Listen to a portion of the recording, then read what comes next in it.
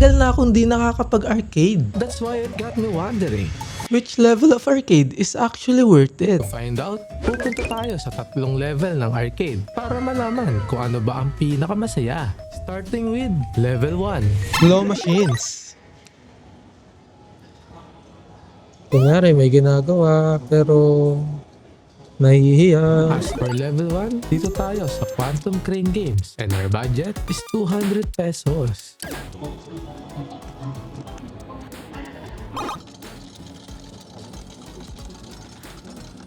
Guys, nakakainis. Hindi tinatanggap yung pera ko. Mamaya na nga lang. Laro muna tayo. Sa 100 pesos, meron tayong nakuwang 27 coins and that's equivalent to 13.5 plays. Guys, gusto ko si Toothless. Ay, hindi. Yung asawa ni Toothless. Okay. Let's see. May timer ba? Wala, may timer. Ayop. Wait. Ito ba? Wala. Madaya, may timer. Parang ang hirap kunin ni Toothless eh. Ito na lang ano. Itong babae na lang.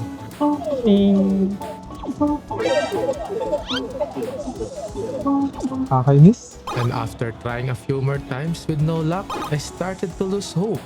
Pero meron akong nakitang stuff toy that I really want. But sadly, hindi ko rin siya nakuha. And after trying a few more times, wala pa rin. That's why I started to think that this game might be rigged. Kasi every time na nakukuha ko siya, bumubuka siya sa taas. Guys, di ako titigil hanggat di ko makuha tong red panda. Napakakit niya eh. Gusto ko siya. Nakakainis. Ang hirap. That's why agad-agaran ako nag-recharge ng 25 pesos. Please. Yan, sakto. Dinudura niya talaga, guys. Tignan mo, dinudura. At this point, napapaisip ako kung itutuloy ko pa ba kasi napakahirap kunin ng red panda. Pero dahil gusto ko siya, I decided to do it one more time. Okay, guys. Ang dami ulit natin tokens. Please, ibigay mo na. Gusto ko to.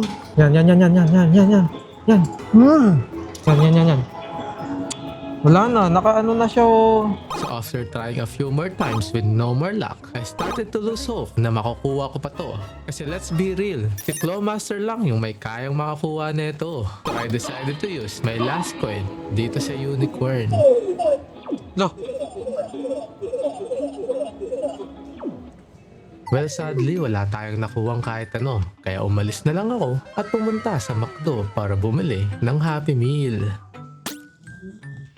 Anyways, dito naman tayo sa level 2. Dito sa time zone, where your time is in the zone. As for level 2, nandito nga pala tayo sa time zone with over 20 plus types of games. Guys, nakakaya. Paano to? Hala! Kailangan ko mag-picture.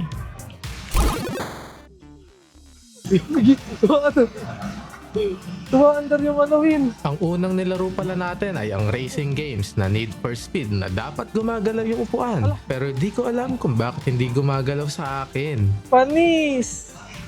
First place. Guys, papakita ko kayo. Hindi nyo lang alam pero basketball player ako dati.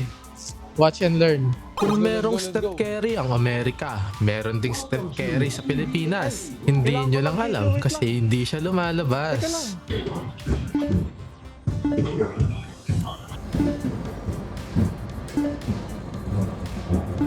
Well, after hitting 3-point shot every now and then, I decided to go and find some tickets. Kasi meron tayong goal na kailangan natin makakuha ng at least one item sa mga arcade. Okay guys, tapos na tayo magsaya. Let's try to earn some tickets naman. Ang technique dito, kapag napunta dun sa block, yung jackpot, doon mo siya tatamaan.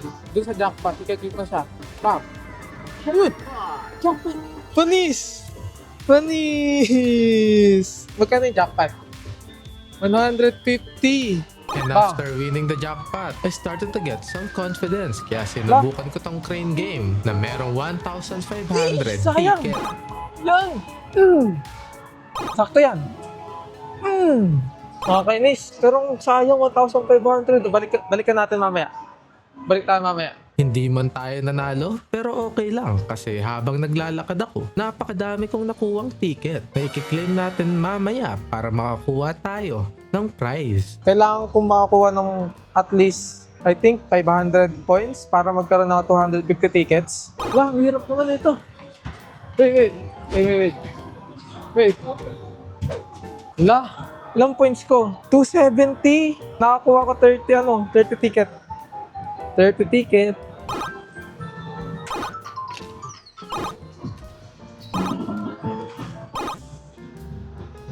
And after kong kumuha ng mga ticket, sinubukan ko naman tong VR motorcycle.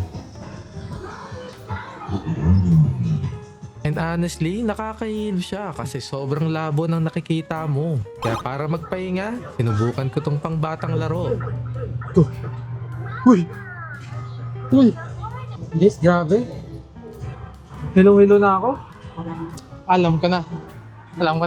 Rin. Kanta tayo isang beses. Di ako marunong. Gagawin natin yan, guys. Kasi nga, di ba, kailangan natin gawin lahat ng arcade. As for your safety, hindi ko na ipaparinig yung may waga akong boses. Panis! 88! At pagkatapos ko kumanta, inisa-isa ko na yung mga laro at habang naglilibot ako, meron akong nakita. Hindi po siya gumagana. Sige lang po. Balik po ako. Thank you po. Guys, hindi gumagana yung VR something. Laro muna tayo na hindi pa natin nalalaro. Actually, halos lahat nalaro ko na eh. And once again, si Steph Curry ng Pilipinas nyo. Kasabak na naman sa 3-point shootout.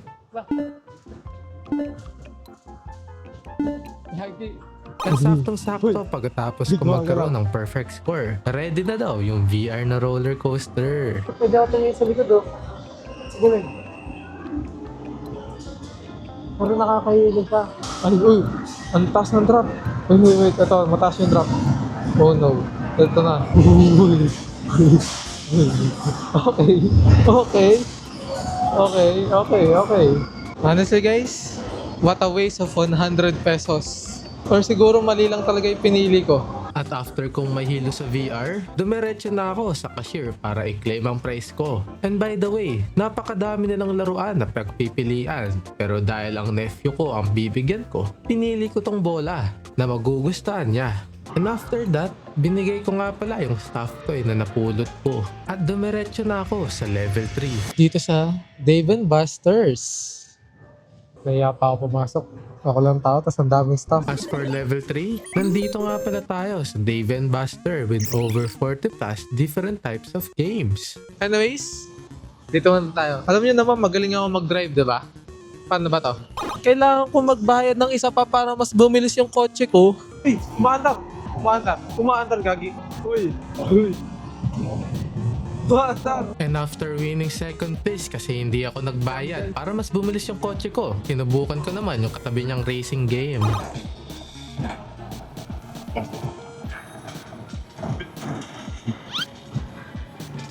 And after that, sinubukan ko naman kumuha ng ticket.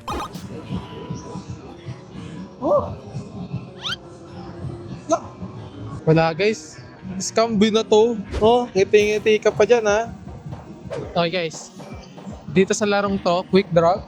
Kailangan natin malagay lahat ng bola sa bowl.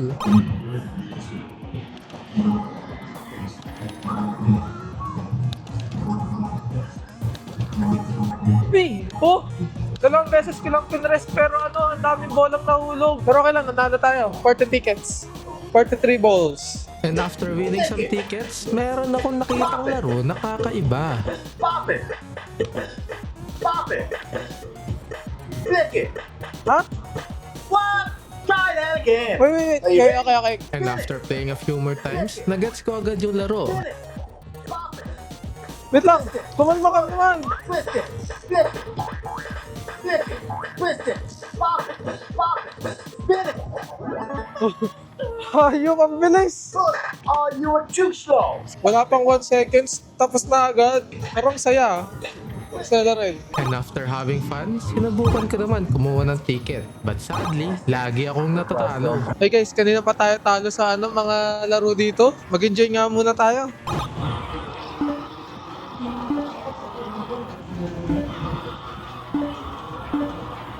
Yun na yun. 64. I guess you can call me Stephen Curry. By the way, nung Wednesday pala ako pumunta dito, which means halos lahat ng games nila is 50% off. At napakadami palang unique games dito na hindi nyo mahanap sa normal arcade. Guys, honestly, I don't like this kind of games. Pero dahil ang goal nga natin is masubukan lahat ng laro nila, we have to play it. No, wala tayong choice.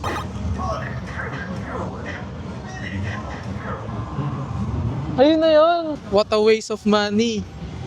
Grabe. After that, sinubukan naman natin yung mga VR games, which by the way, ang sabi nila, Dave & Buster takes virtual reality to a new level of game. Pero pagpunta ko dun, dalawa lang ata yung VR games nila at mas maganda pa yung nasa time zone. And after that, sinubukan ko naman tong step mania kung saan kailangan mo i-hit yung mga arrows para manalo. Wala siya dyan. Mag-isa niya. Honestly, napakadaming unique games dito sa arcade na to. So if you're looking for unique experience, Dave & Buster is your go-to place. Kung ako tatanungin nyo kung worth it ba dito, ang masasabi ko lang, isubukan nyo siya for experience pero hindi ko siya babalik-balikan.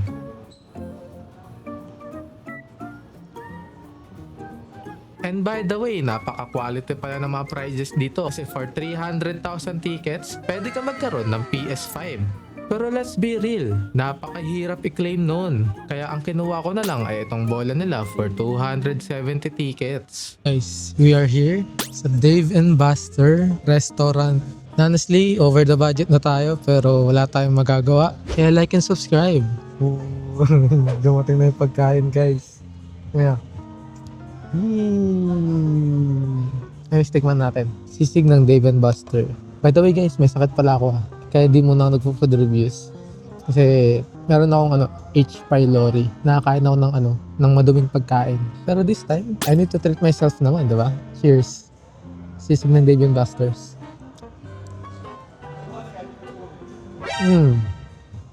Yung sisig niya is not crunchy at all. Ano siya? Alam mo yung overcooked na makunat? If I'm going to be rating this, I think I'll give this 6.5. 6.5. Based sa aking experience, mas gugustuhin kong pumunta sa time zone. Dahil for 550 pesos, meron ka ng 1,000 worth of credit kapag kinulaim mo yung nasa SM app. Anyways, lagi niyong tatandaan that every day is a step closer towards your dreams. Bye-bye!